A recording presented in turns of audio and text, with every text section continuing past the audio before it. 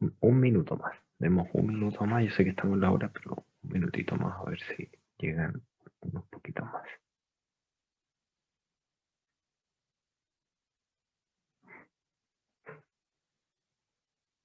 Hola, hola Rafael, hola a todos, buen día.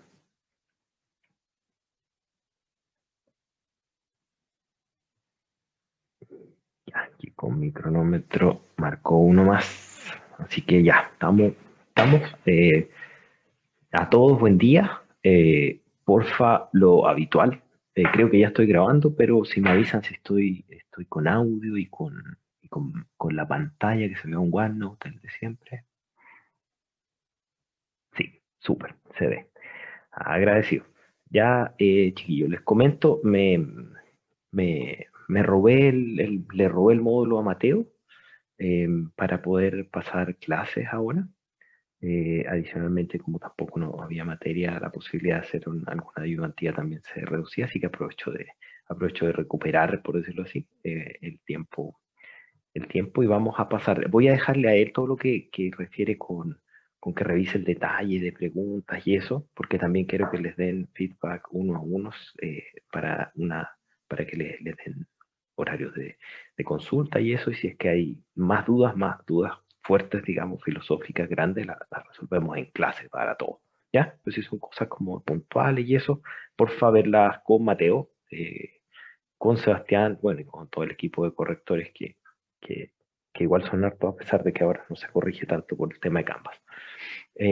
A ver, hoy nosotros ya vimos, en términos de materia, terminamos con todo lo que era eh, la primera parte del capítulo 2, que es de distribución exponencial. ¿Ya?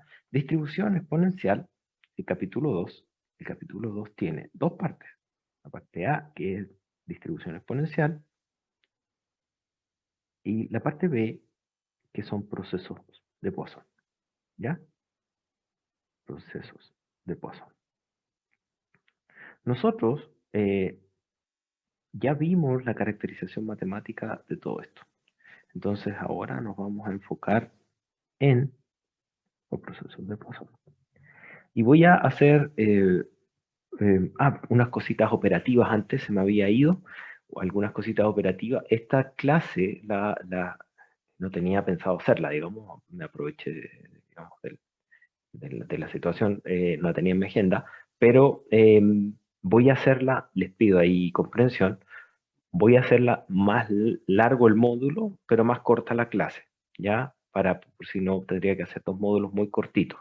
Entonces, pues tengo una reunión después con mi jefe, digamos, ¿ya? Entonces, les voy a pedir que vamos a llegar hasta las 9:20, 9:33, más o menos, 9:30, digamos, 9:30 que lleguemos, y, y llego ahí un poquito tarde a la otra reunión, pero la hacemos de corrido, entonces me va a pasar de los 45 minutos para ocupar esos otros y después ya no hay más, ¿ya? Así que voy a ocupar eso, así que 9:30, si me paso me avisan, aunque seguro aquí el Outlook me va a avisar que estoy pasado, ¿ya? Así que eso también les digo, ahí estoy admitiendo a quienes me habían pedido. Entonces vamos a hablar ahora respecto de qué es un proceso de Poisson.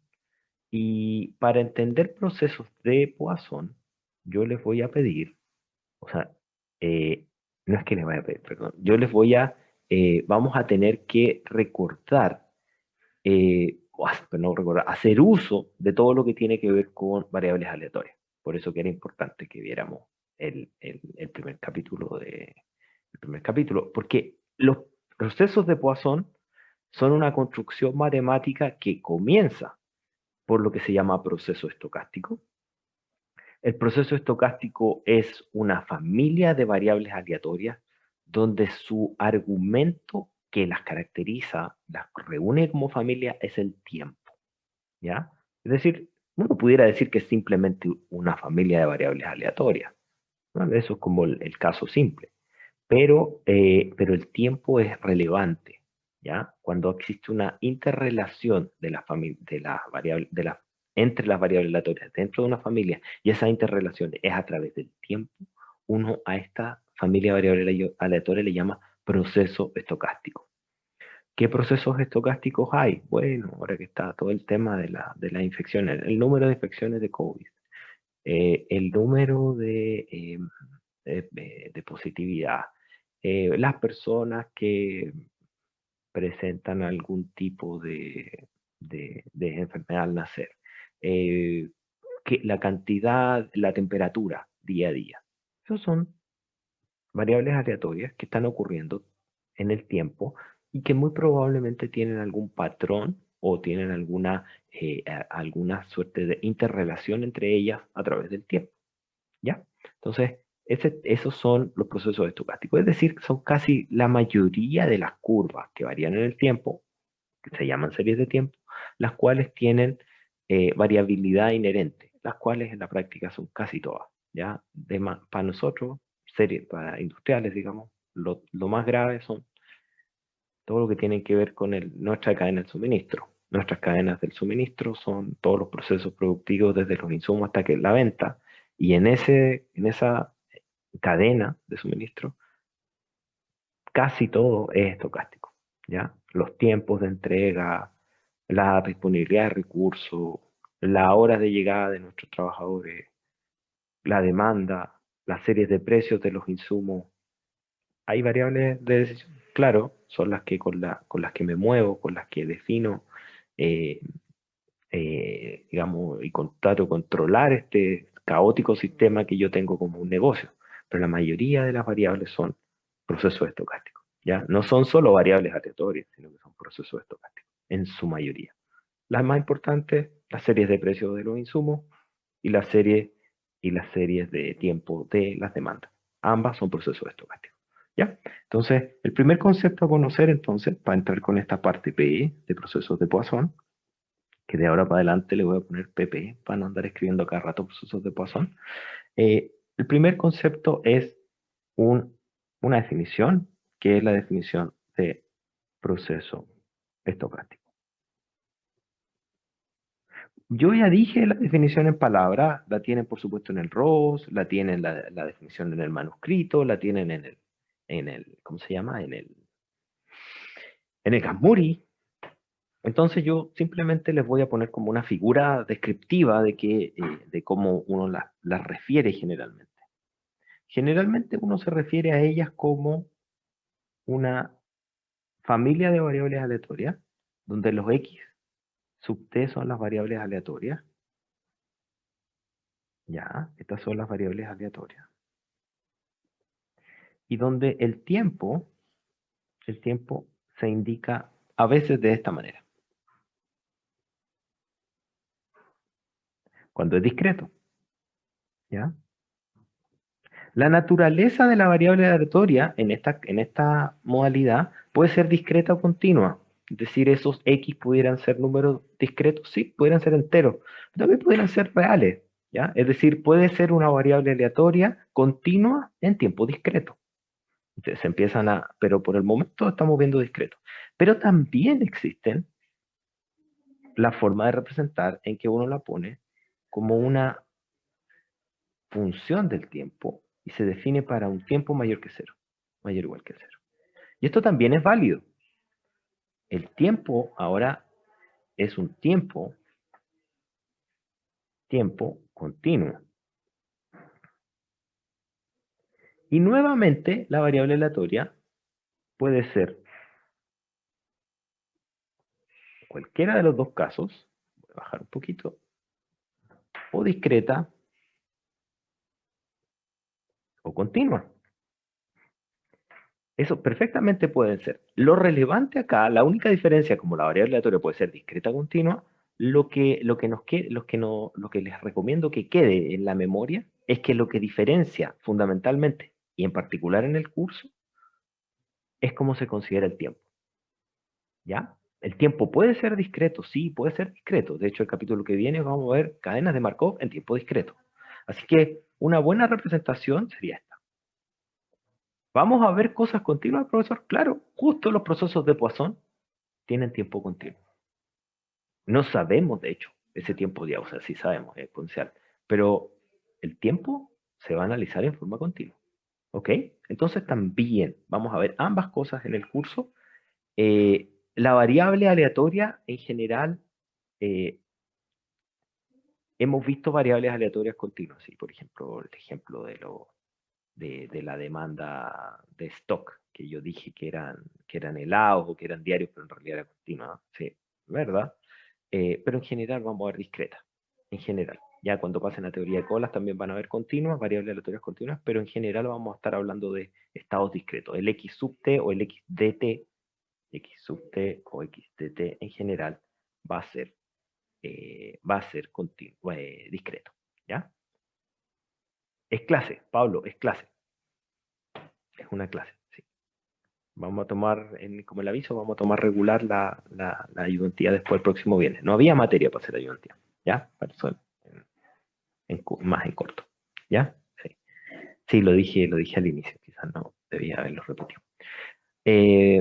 Entonces, sigamos. Y lo otro, Pablo, y lo otro, todos que llegaron un poquito más tarde, acuérdense que vamos a terminar, vamos a durar un poquito más el primer bloque, pero voy a terminar antes, es decir, va a tener un solo bloque un poquito más largo. Voy a terminar a las 9:30, ¿ya?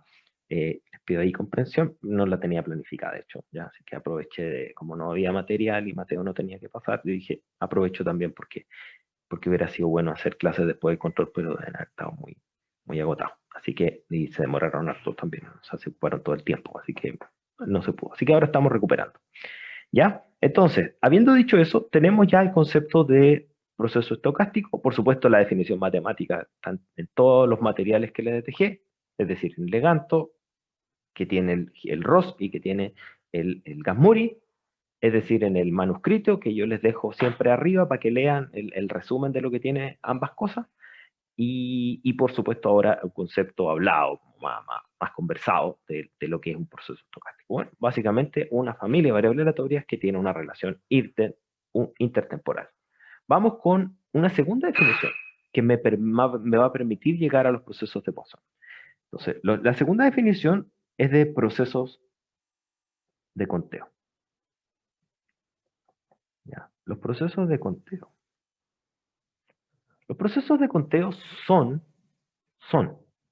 ahora me voy a tener que poner un poquito más matemático, porque en realidad las características son puras propiedades matemáticas, pero los procesos de conteo son procesos estocásticos, ¿ya? Son procesos estocásticos, es decir, son familias de variables aleatorias estocásticos, de familias de variables aleatorias que tienen una interrelación en el tiempo. Y después de eso, hay preguntas de, chiquillos, tengo reunión después de esto, ¿ya? Yo encantado, porque quizás pudiera ser más tarde, pero lo más apropiado es que se las hagan a Mateo, que está disponible. De hecho, escríbanle a Mateo ahora, alguien disculpen los de modelos estocásticos, pero, que le estoy hablando de los programas de matemáticas, pero porfa, para que no se queden colgados y eso, y no sé, creo que dejé un foro, aunque se debe haber cerrado para las preguntas con antelación. Escríbanle a Mateo directo, porque yo me meto en una reunión después, justo despuésito de 2 a las 9:30, ¿ya? Así que les pido ahí, y de hecho, nuestras reuniones hasta como las 4 de la tarde. Así que les pido ayuda con eso, que se vayan con Mateo. Yo le voy a, de hecho, 2 segundos, no me demoro nada en avisarle para que esté atento. Mateo, estar atento a consultar Canvas. Ya, ahí chiquillos, yo le avisé a Mateo que estuviera atento, escríbanle por Canvas, ¿ya? Escríbanle por Canvas y yo no hay problema con eso. Vale, son procesos estocásticos. Los procesos de conteo son procesos estocásticos, es decir, son familias de variables aleatorias que tienen una interrelación temporal y adicionalmente tienen otras características. La característica es que la variable aleatoria es entera, chicos. O sea, esa no es entera, yo voy a ocupar generalmente enteros, pero la variable aleatoria es discreta y enumerable. ¿Ok? O sea, pudieran ser cosas, pudieran ser amarillo, rojo, pudieran ser cosas, pero o sea, pudieran ser eventos, digamos, pueden ser un conjunto no euclidiano, eso es lo que voy. Pero en general yo voy a ocupar los Z, yo voy a ocupar el conjunto Z de los números enteros o los naturales, ¿ya? De hecho, Saben que no tengo certeza de cómo lo habrá hecho el Ross, pero el profe Gasmuri siempre lo hacía solo con los naturales. Así que vamos a seguir a profe Gasmuri, al del libro de Gasmuri, y vamos a hacerlo con los naturales. Ya. Como para no andarnos tanta vuelta con que discreto, enumerable y toda la cuestión, naturales. ¿Ya? Entonces, la variable aleatoria va a ser natural en un proceso de conteo. ¿Ya? Un número natural. Y otra característica que tiene es que los procesos de conteo son crecientes. Siempre crecen. Es decir, cuando usted, no sé, es un tema semántico, no se vayan a confundir con el tema. El conteo es de cosas nuevas, no es el conteo de entidades en el sistema. Por ejemplo, si uno quisiera contar la cantidad de personas que están en este salón de Zoom, no sería un proceso de conteo, porque hay personas que entran y personas que salen, ¿ya? Entonces a veces baja la cantidad de personas. Es decir, la cantidad de personas, o que esto perfectamente puede ser una pregunta de control, la cantidad de personas que están en una sala, ¿es un proceso de conteo? Y la respuesta es no. ¿Por qué? Porque hay personas que salen y que entran. Es decir, pudiera ser que el número de personas en la sala decreciera y un proceso de conteo siempre crece. ¿Ya? Es decir, ¿qué es lo que sería un proceso de conteo bien definido para ese mismo ejemplo? Bueno, la cantidad de personas que entran a la sala. Solo las que entran. ¿Ok? Entonces vamos poniendo las características. Lo primero es que ocupemos la nomenclatura sin temor a equivocarme tanto. Creo que voy a tratar de seguir al profe Gasmuri. Creo que la nomenclatura del profe Gasmuri es esta, que el número de eventos en un tiempo continuo, donde el n de t son variables aleatorias discretas, ¿ya? Que por simplicidad el profe Gasmuri siempre las hace naturales. ¿Ya? Que es súper válido. Si para efectos de explicar, uno siempre le puede poner un número a los colores. Amarillo, verde, rojo, 1, 2, 3, 4. Y chao. ¿Ya? Así que está súper bien. Después de eso, la otra característica que dije es que n de t es creciente. ¿Ya? Y si es creciente, en términos matemáticos, se entiende como que n de t va a ser menor o mayor o igual, depende de cómo lo estén definiendo el tiempo, para n de t cuando o si el tiempo es menor o igual que ese. ¿Ya? Entonces eso es, digamos, es como lo clásico. ¿Ok? Como les dije, acuérdense del ejemplo de la sala. El número de personas en una sala no es un proceso de conteo. No es. La temperatura a través del día no es un proceso de conteo. Sí es un proceso estocástico, sí es proceso estocástico, pero no es un proceso de conteo. Son cosas distintas, ¿ya? Son cosas distintas. El creciente, es decir, cuenta eventos nuevos. Siempre va sumando. No se olviden de eso, es importante. Y después de eso, yo diría que más que propiedad es un tema típico que se hace en la literatura y que yo también es obvio si no se entiende, que es respecto de la interpretación. Si ustedes tienen un rango de tiempo, por ejemplo, tienen, eh, lo voy a hacer no así, estamos todos grandes, entendemos. Entonces, supongan que tienen dos tiempos. ¿Ya? Supongamos que tenemos un tiempo 1 y un tiempo S, o uno más grande que el otro, no sé, supongamos que S es mayor que T, ¿ya? Un tiempo más largo. Entonces, si quisiéramos hacer, o sea, no si quisiéramos, la interpretación que uno le puede dar a la cantidad de eventos, acuérdense que es creciente, acuérdense de esta propiedad. De hecho, qué bueno que hice la misma relación, digamos, de que S sea más grande. Si uno quiere calcular los eventos que ocurrieron en el intervalo de tiempo, simplemente tiene que hacer la diferencia de los n, ¿ya? Y así es como se interpreta, ¿ya? Es solo eso, es el número de eventos que ocurre entre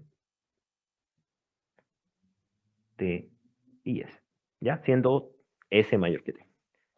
Eso sucede y estas son las características de un proceso de conteo. Déjenme acuerdo si tiene ya otras características.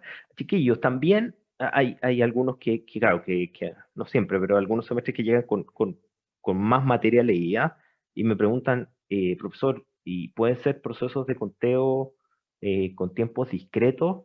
En general, la característica del tiempo discreto difiere en los autores de los libros. Me estoy haciendo una pregunta difícil yo solo, pero quiero dársela. En general, ustedes no van a ver en la literatura procesos de conteo con tiempos discretos. En general, no lo van a ver. Pero desde mi humilde punto de vista y opinión, eso simplemente es una consideración teórica, ¿ya? En la práctica, siempre es discreto, ¿ya? O sea, yo no he visto a nadie que pueda leer la infinidad de números de tiempo que hay entre un segundo y otro. Eso no existe. Entonces, en la práctica, siempre son discretos, a pesar de que los libros siempre los traten como continuos. ¿Ok? Entonces, los procesos de conteo, si ustedes quieren hacer algo, va a depender de qué tanto computador tengan, pero siempre van a tener que discretizar el tiempo. Así que mi respuesta es, teóricamente, continuo, la mayoría, pero las características matemáticas, y la segunda parte, que es lo que estoy diciendo ahora, mi opinión ahora, las características matemáticas que se cumplen estas tres cosas, y en la práctica la implementación computacional siempre son discretos. ¿Ya? Entonces ese comentario chiquitito, ya es comentario viejo nomás que les doy respecto del tiempo. Sigamos. Entonces, eso es un proceso de conteo. Yo creo que no, así es genérico, pueden ser muchas cosas, pero hay dos características fundamentales a conocer en un proceso de conteo. Parece que estoy sintiendo como una desconexión de la pantalla, pero no sé si es mi computador solo o ustedes también lo están sintiendo, chiquillos. ¿Se ve bien o me caí? Siento el pitito de Windows que se me está desconectando la pantalla cada rato. No, profe, se ve bien. ¿Se ve bien? Vale, vale, Sí, se ve bien. gracias. Vale, no, entonces debe ser otra cosa, el audífono, quién sabe qué otra cosa. Ya, disculpen la interrupción.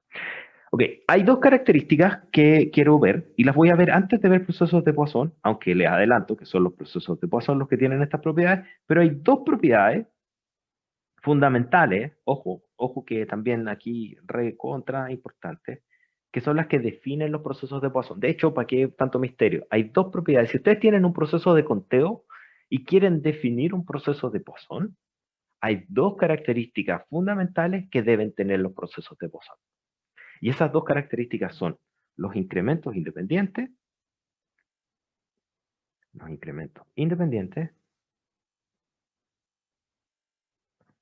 y uno, y los incrementos estacionarios. ¿Ok? Las voy a describir en palabras. Ya están dentro de los apuntes, de los escritos, de todos los libros, de todo el internet, del Gamur y todo. Lo voy a decir en palabras, quizás un par de matemáticas simplemente para explicar chiquititas, solo ilustrativas. Los incrementos independientes tienen que ver simplemente con que si usted, de hecho voy a hacer un mono, este calza perfecto para hacer un monito. Los incrementos independientes, de hecho voy a borrar el segundo, para irme por la primera. Los incrementos independientes, si ustedes, imagínense que ustedes tienen un proceso de conteo, cualquier cosa, un proceso de conteo. No, mentira, lo hice decreciente, ya estoy yo mismo equivocándome. Un proceso de conteo, el proceso de conteo, vamos a ser formalitos, el proceso de conteo, el tiempo es continuo, el n es natural, no me puedo olvidar de mi profe Mori. Entonces, supongamos que estos puntitos de acá, 1, 2, 3, no me gustó, estas son, bueno, supongamos que las rayitas que estoy haciendo acá son rayitas, no voy a ocupar las mismas rayitas para que van a tener tres rayitas, ¿no? La mitad y las rayitas, mitad, rayita, mitad, rayita, mitad, rayita, mitad, rayita. Supongamos que esas son números naturales, ya el 0 más el 0. Y va a haber pasado un tiempo chiquito, no sé, un tiempo, no necesariamente un tiempo continuo, así que cualquier cosa, y ahí ocurrió un evento. Después pasó un tiempo cortito y de nuevo pasó otro evento. Después pasó un tiempo más largo, sucedió otro evento, pasó más tiempo, ahora más por acá, y otro evento, lo estoy poniendo disque continuo, lo cual está mal, de hecho voy a borrar para que no llegue a confusión. Paso otro tiempo, y etcétera. Ya me voy a poner flojo para dibujar ahora, ¿no? Ya hay puntos para adelante, ya que pudieran ser para arriba o más para allá.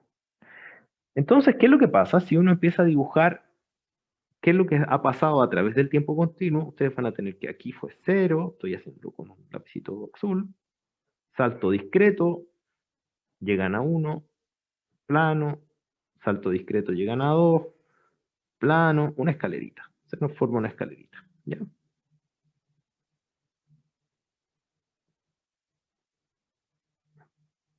Entonces, esto, por ejemplo, pudiera ser perfectamente un proceso de conteo, ¿no? Perfectamente, esa es la figura de que pudiera tener un proceso de conteo, sin ningún problema. Lo que dice la propiedad de incremento independiente es que si ustedes toman dos intervalos de tiempo disjuntos, es decir, por ejemplo, si este es T1, este es T2, y tomemos otro intervalo de tiempo dentro de la figura, por supuesto, si para eso lo hicimos, para explicar, este se llama T3, este final de acá se llama, supongamos que sigue esta por acá, este se llama T4, es decir, donde T4 es mayor que T3, estrictamente mayor que T2 y estrictamente mayor que T1, ¿ya? Y tenemos este proceso de conteo N de T, seamos gamurientos, digamos, N de T mayor o igual que 0, y tenemos estos tiempos. Entonces lo que uno puede afirmar que el número de eventos que ocurre entre T1 y T2, es decir, N de T2, ¿ya? Y a esta variable aleatoria le podemos llamar XA, igual a N de T2 menos N de T1. Profesor, creo que se está cortando, entonces yo no sé. Voy a tratar de volver todo. Record, voy a tener que editar el video también. Uy, mucho problema esta clase. Bueno, y gracias por el aviso. Entonces tienen dos intervalos discretos, uno que está acá y otro intervalo discreto que está acá, es decir, de T1 hasta T2 y desde T2 hasta T3, T1, T2 y de T2 y de T3 a T4, perdón. Y cuando eso pasa, estos intervalos, el número de cosas que ocurren en estos intervalos, de T2 a T3, son independientes. Escribamos que el TA, XA, va a ser una variable aleatoria que va a representar el número de eventos entre T2 y T1, y XB va a ser una variable aleatoria para ser formalito,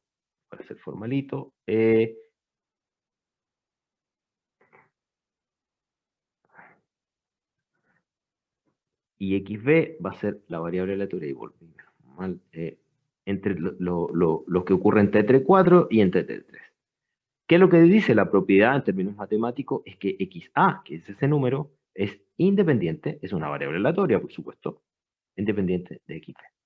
¿Ya? Entonces, si un proceso de conteo tiene esa propiedad, ya es candidato para ser Poisson, pero le falta una propiedad. Y esa propiedad es la que se llama la propiedad de los incrementos estacionarios. ¿Ya? La propiedad de los incrementos estacionarios, esta está un poquito más dibujarla, diría yo, pero se puede entender en palabras como que si uno tiene un intervalo de tiempo en el que ocurren cosas, el número de cosas que ocurren solo depende de ese intervalo de tiempo. No depende de lo que había antes. Se parece un poquito a la propiedad de pérdida de memoria, pero no es, porque no estoy diciendo que se pierda la memoria. Estoy diciendo que si uno quiere calcular o quiere estimar alguna relación entre el tiempo y las cosas que ocurren, uno dice, bueno, las cosas que ocurren dependen del intervalo de tiempo en el que ocurren. Nada más. ¿Ya? Eso es lo que quiere decir el tema de los incrementos estacionarios. Déjenme buscar, voy a abrir ahora mi folder para ver lo que yo le subí a la web, al Canvas, digamos, tienen todo el leganto y todo, pero básicamente quiero ver el manuscrito para usar la misma nomenclatura que estoy ocupando, la de Gasmuri en esta parte. Entonces, cursos, modelos estocásticos, apuntes en línea, lo que le subí de Poisson, que se llama capítulo 2b Poisson, ¿ya? Entonces, ocupando la nomenclatura del profe Gasmuri, vamos a ver cómo se define. Ya, ok, es lo mismo que estoy hablando. A Gasmuri le pone una H porque ocupa la nomenclatura del, digamos, de cálculo newtoniano, de límites, pero es básicamente lo que les dije recién. ¿Qué tenemos? Si ustedes tienen una línea de tiempo, si tenemos una línea de tiempo, y estamos parados en este tiempo t, y ustedes quieren ver qué pasó entre un tiempo t y un tiempo t más delta t, ¿ya? O sea, ahora pasó un delta t, aquí ya hay un delta t. Ya, el profe Gamón le pone h para hacer límites, pero es la misma tontera. Tienen este delta t.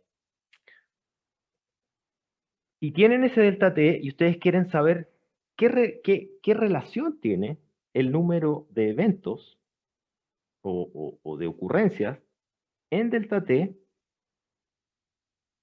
con el tiempo. En general, ustedes no podrían afirmar lo siguiente, pero la propiedad de incremento estacionario tiene esta siguiente propiedad. Que el número de eventos en t, que pudiéramos llamarle por nuestra propia definición, lo que ocurre en t más delta t, menos todo lo que ocurrió hasta t, es decir, ahí sacamos solo ese pedacito, ¿ok? Va a tener una correlación, ¿ya? Solo con el delta de tiempo. O sea, solo importa el intervalo que están analizando para poder tener la información que requieren respecto de la cantidad de eventos que ocurre en un proceso de conteo.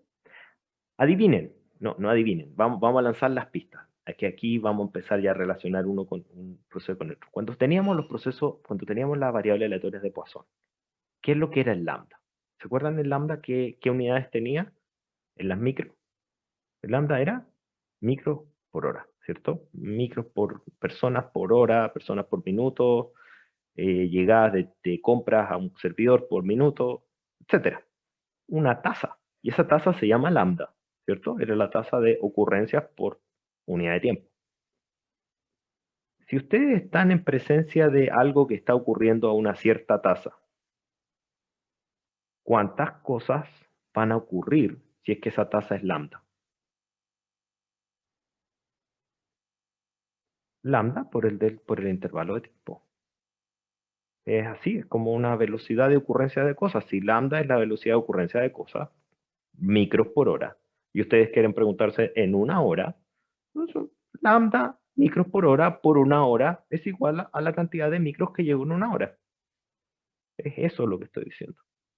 Todavía no puse el lambda, pero cuando puse eso no lo puse igual, pero adivinen qué es lo que va a aparecer después. No es exactamente igual, pero en el límite es lambda por delta t. ¿Ya? Entonces, ahora vamos con el proceso de Poisson. El proceso de Poisson cumple con ambas. Aquí está mi mouse. Vamos al proceso de Poisson. Un proceso de Poisson cumple con incrementos estacionarios e independientes. Cumple con ambas. Y adicionalmente tiene las siguientes características. Ya, me voy a ordenar a lo Gasmuri, NDT, T mayor o igual que 0, es lo mismo que habíamos escrito arriba en el monito, pero en matemática. Y vamos a escribir las propiedades. La primera, que siempre parte en 0. Eso, chiquillos, es como bueno setearlo. Y si es que no parte en 0, pueden correr el eje y igual se convierte en un Poisson, digamos, ¿ya? Así que no hay problema con eso, pero siempre, o sea, no hay problema con arreglarlo, pero para que sea Poisson propiamente tal y esté bien definido, tiene que partir en 0. La otra característica, bueno, por supuesto que tiene incremento independiente, que lo dije arriba, incremento independiente. No la voy a escribir de nuevo porque ustedes ya la vimos arriba en detalle. Y tiene incremento estacionario. La estacionareidad, ojo que no dije estacionalidad, sino que dije estacionareidad, como de estacionario, tiene relación con una característica de, no quiero ocupar la misma palabra, por eso estoy pensando, pero de estacionar, ¿no? De estabilizar un sistema. Cuando ustedes están, por ejemplo, esta es una nube, eventualmente hay algún eléctrico acá. Cuando ustedes tienen, por ejemplo, inyectan un sistema, están viendo ustedes el voltaje en el tiempo. El voltaje, cuando uno recién enchufa un instrumento, a veces tiene un pic para arriba, para abajo, y después se estabiliza. Cuando es continuo. A veces no es continuo. A veces son alternos. Y de nuevo tiene una variación rara al inicio, y después se estabiliza. Y tiene un seno, un coseno. Esta zona, cuando está estable, se llama estacionario. Un sistema de ingeniería, cualquiera, incluidos los de ingeniería industrial. Su zona estacionaria es aquella, valga la redundancia, donde se estacionan, donde se estabilizan. No necesariamente en una constante, pero se estabilizan, por ejemplo, el seno no es constante, es súper variante, pero siempre es la misma señal. Y eso tiene también, cuando ustedes lo escuchen, estacionariedad, tiene que ver con eso. ¿Cómo se interpreta eso?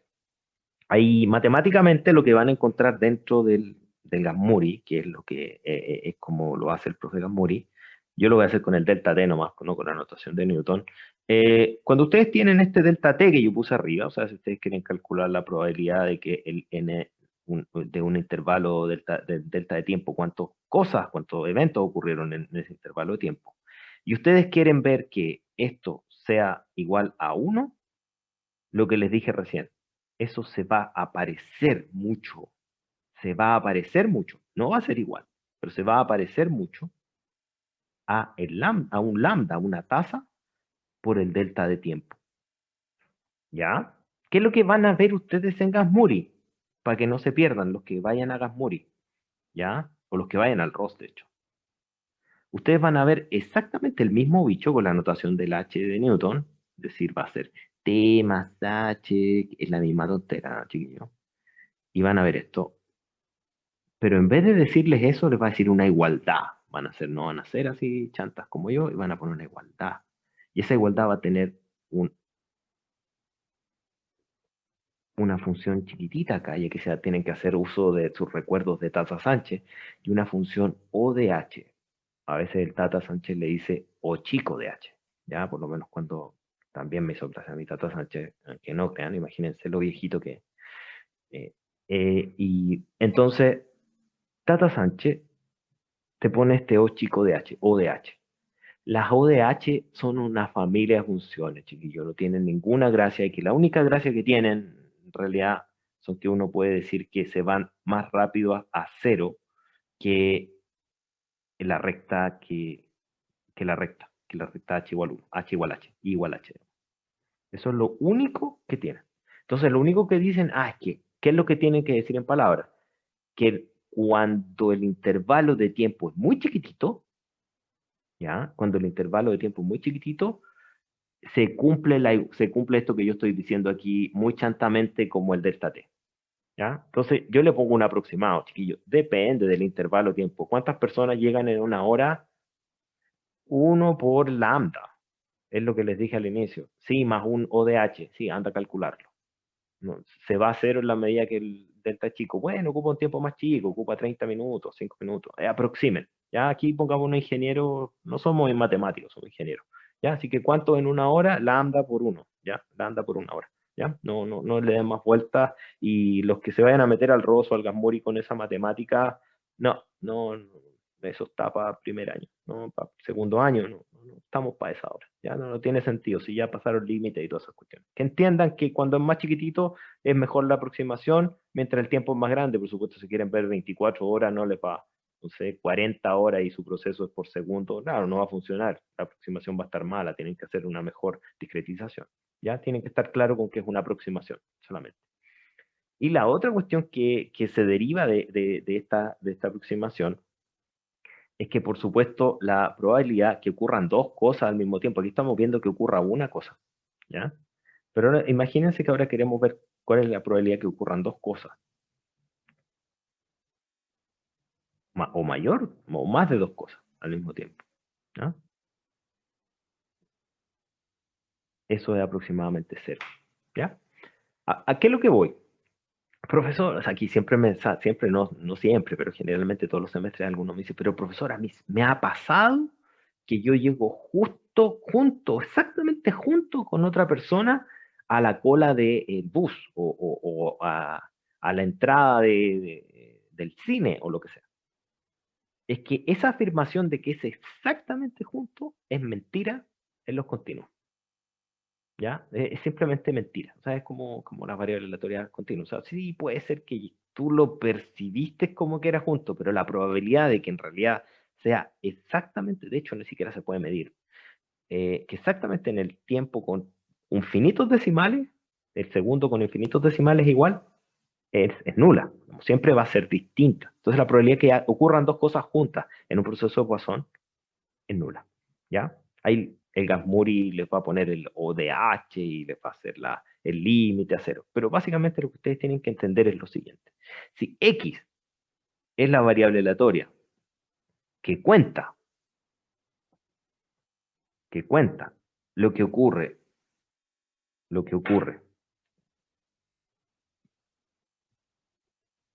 entre t y t más delta t, es decir, n de t más delta t menos n de t es igual a x, ¿ok? Ese x depende solo de delta t, es lo primero que estamos diciendo. Eso es lo primero que estamos diciendo. Lo otro es que la probabilidad de masa, porque es una variable aleatoria discreta, de x de k es igual a la probabilidad que x de delta t sea igual a k, es igual a lambda delta t si k igual 1 y es igual a 0 si no. ¿Ok? ¿Se fijan? De las propiedades ya podemos decir eso. O sea, tenemos una descripción. Ahora, esta descripción tenemos que mejorarla. ¿Ya? Esto es aprox, digamos, para hacerse una idea. Para hacerse una idea. Eso pasa en promedio, digamos. O sea, esto es entre comillas, entonces muy entre comillas todavía. ¿Cómo estimo? Esto en realidad es en valor esperado, digamos. ¿Cómo estimo los estadísticos o la función de distribución o la caracterización estadística? La caracterización estadística de x igual al n de t más delta t menos n de t. ¿Qué características tiene esa variable aleatoria? Que al final del día adivinen qué es eso, el conteo de cosas. ¿Cómo la caracterizo? Y para eso está el teorema de Poisson, chiquillos. Eso que yo puse ahí como una intuición, me fui a las medias nomás, porque yo soy un fresco, ¿ya? Esto es valor esperado. Pero ¿cómo será realmente la función? Bueno, para eso tenemos el teorema de Poisson. El teorema de Poisson dice lo siguiente.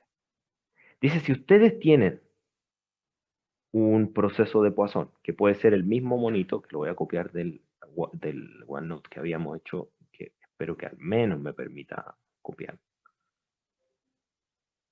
Si ustedes tienen un proceso Poisson, ¿ya? Tienen este proceso Poisson. Y ese proceso Poisson, bueno, cualquier otro, pero ese es un ejemplo, digamos, un ejemplo. Tienen un proceso de Poisson. y tienen un proceso de Poisson al cual lo vamos a caracterizar con una tasa que misteriosamente, saben que no es misterio, va a ser lambda igual que la de la exponencial, lo que dice el teorema de Poisson, y esto que dice incremento independiente, cámbialo por teorema de Poisson. Lo que dice el teorema de Poisson dice que los eventos que ocurren entre un t más un delta t y t, o sea, entre t y hasta t más delta t, que es una variable aleatoria, ¿ya? Distribuyen como una variable aleatoria de Poisson de media lambda delta t. Voy a hacerlo con puntitos porque la intuición se las había dado arriba, justo arriba.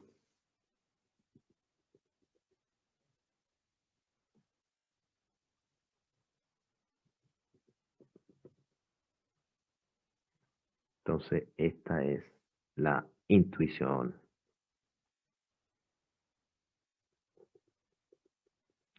Lo que dice el teorema, entonces, es que para que eso se cumpla en promedio, básicamente esa variable aleatoria es una Poisson. Entonces, fíjense ahora sí que podemos ponerle los nombres y hacer el mismo bicho. Entonces, si es que x es esa variable aleatoria de Poisson, lo primero es que x depende del intervalo de tiempo. Eso es lo primero. X es discreta.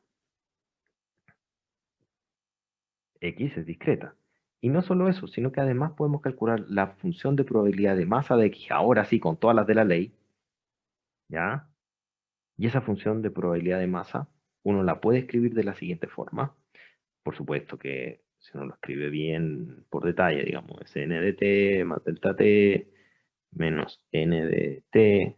Al tiro voy a hacer una apreciación aquí, para que no se me olvide. Y esto es una Poisson de media de lambda delta t. ¿Cómo se escribe esto? Bueno, la Poisson, vayan a la Poisson. Tengo que hacer dos comentarios acá, súper importantes. No, pues, ¿cómo borro? Acá, borrar, pencil, y esto sería lambda delta t a la k por e a la menos lambda delta t partido por k factorial. Tengo que hacer dos comentarios acá, chiquillos. Comentario 1, referencia. Comentario 2, Poisson. Comentario 1. Chiquillos, si la variable aleatoria, como dice ahí, x, depende solo de delta t, porque es la propiedad de incremento estacionario, si depende solo de delta t, entonces el punto de referencia pudiera cambiar. Es decir, si yo estoy midiendo cuando pasó 10 minutos un delta t y después estoy midiendo después de una hora y estoy midiendo otro delta t, pero del mismo largo, ¿es lo mismo? Y la respuesta es sí. Ojo con lo que dije. O sea, ustedes pueden llegar a la esquina de una calle donde los autos pasan Poisson y quieren saber cómo se comporta y hacer alguna medición. Pueden llegar a las 3 de la tarde, pueden llegar a las 4 de la tarde y medir por 10 minutos y los resultados estadísticamente van a ser iguales. ¿Se entendió lo que dije? ¿Se entendió? ¿Sí, Francisca? Gracias. Eso es súper relevante. Es decir, el punto de referencia, T, no importa. ¿Ya? Es como la extensión, es como el espejo de la propiedad de pérdida de memoria. Exactamente, Francisca, exactamente lo mismo. Es el espejo de la propiedad de pérdida de memoria. Así que ese T que está ahí está no de adorno, digamos, pero uno pudiera poner otra cosa. En particular, pudiera poner 0, por ejemplo. Pero este es un caso particular. Por ejemplo, si el t no importa, o sea, si es que Poisson no importa, entonces uno perfectamente pudiera decir n de 0 más delta t menos n de 0 igual a k.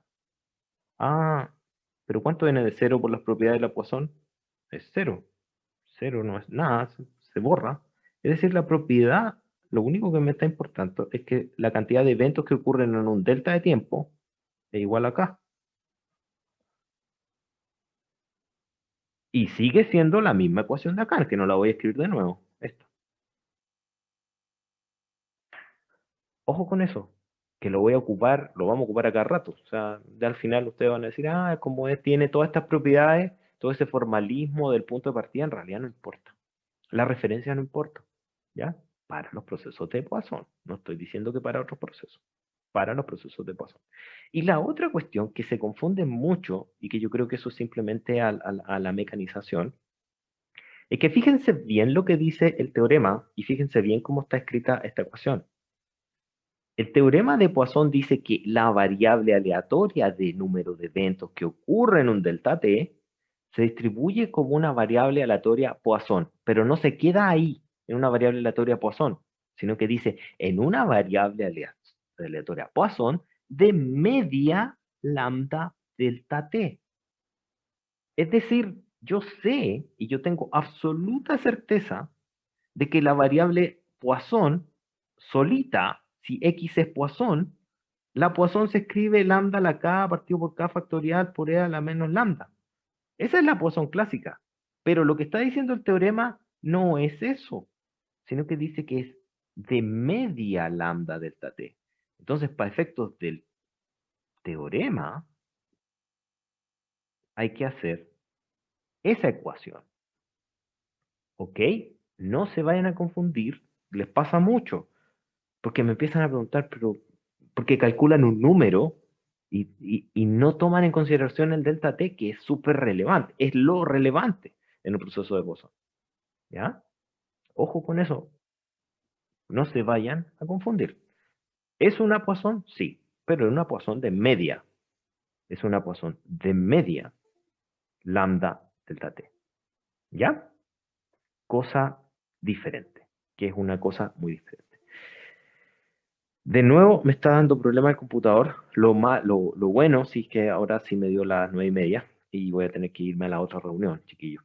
Eh, les, em, les dejo muy tarde, porque voy a salir muy tarde de reunión y voy a tener que editar el video y el PDF en esta oportunidad. Así que les dejo hasta acá. Yo creo que ya con esto que tenemos la propiedad de Poisson no es tan larga la materia. De hecho, el teorema de Poisson ya se pueden hacer bastantes ejercicios, tiene algunas propiedades y todo, pero con esto uno ya puede empezar a hacer muchos ejercicios.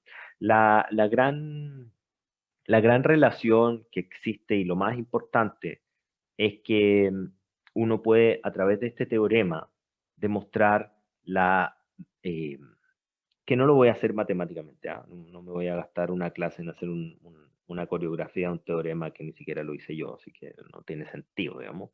Pero lo que se puede demostrar a través del teorema que los tiempos exponenciales entre eventos, ¿ya? De una tasa lambda, son a los tiempos, como los eventos son a una Poisson de media lambda delta t. Esto que está acá es una máxima que vamos a utilizar para todo el curso. Obviamente la voy a retomar en detalle con las explicaciones y todo para la otra clase. Pero este teorema es el que nos da pie básicamente para todo lo que viene el curso. ¿Okay? O sea, ¿qué quiero decir? Si ustedes tienen un proceso de estocástico, que es un proceso de conteo, que tiene la propiedad de incremento estacionario, que tiene la propiedad de incremento independiente, es un proceso de Poisson. Ese proceso de Poisson, por el teorema de Poisson, estoy haciendo un sumario de los objetivos de aprendizaje de hoy,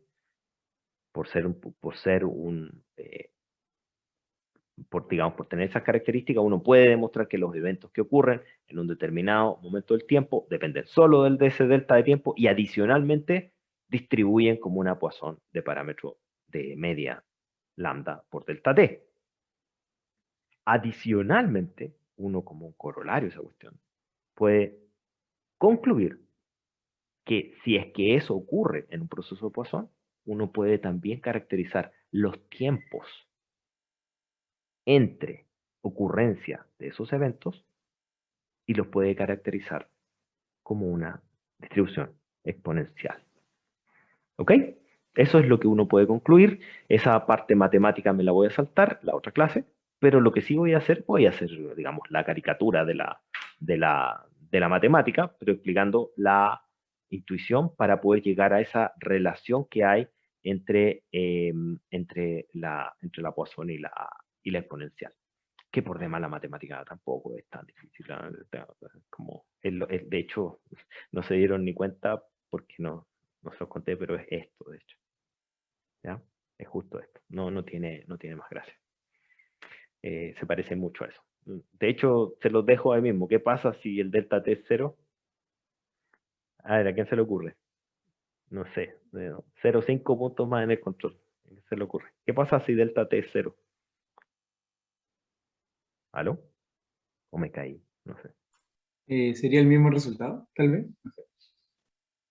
No es el mismo resultado, pero si delta t es 0, Es uno, sería uno la solución, ¿no?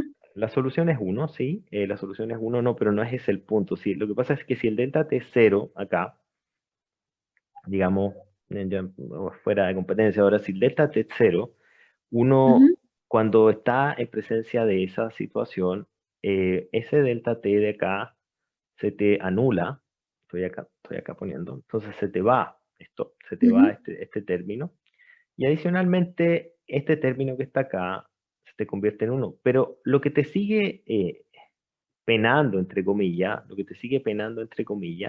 es que uno debe empezar a preguntarse qué es lo que pasa en el continuo de cada uno de esos puntitos.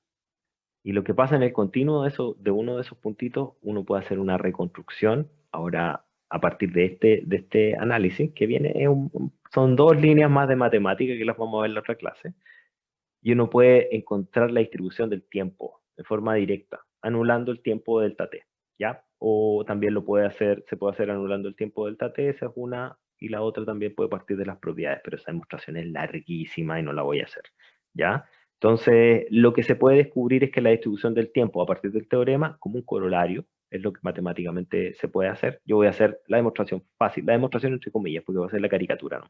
¿Ya? Para que entiendan qué es lo que pasa. En el fondo uno hace un análisis tipo diferencial, ya como al límite, y llega a la conclusión de que la función de densidad del tiempo debe tener la forma de e a la menos lambda t. Y uno dice, pero esa la conozco, sí, bueno, exponencial. Ya es solo simplemente esa constatación. ¿Ya? Chiquillos, eso hasta ahí. Ya estoy tarde para nuestra reunión, pero nadie me ha dicho nada, así que me quedo acá. Lo único que les pido ahí, comprensión con que voy a ir tarde con el material arriba de la web, porque voy a tener que editar el video y por alguna razón se demora un montón. Y lo mismo con el PDF. ¿Ya? Eso, chiquillos, les agradezco mucho que hayan venido y estamos conversando y viéndonos la otra clase. Ya Muchas la otra gracias, semana, profesor. gracias a ustedes, gracias a ustedes. Ya la otra semana, ayudantía regular, ¿ya? Porque ya vamos a tener materia y todo, ¿ya? Eso, estén bien. Chao, Gracias a chao. Dios. Adiós. Gracias, profe. A ustedes, chiquillos, que estén bien. Me descuelgo.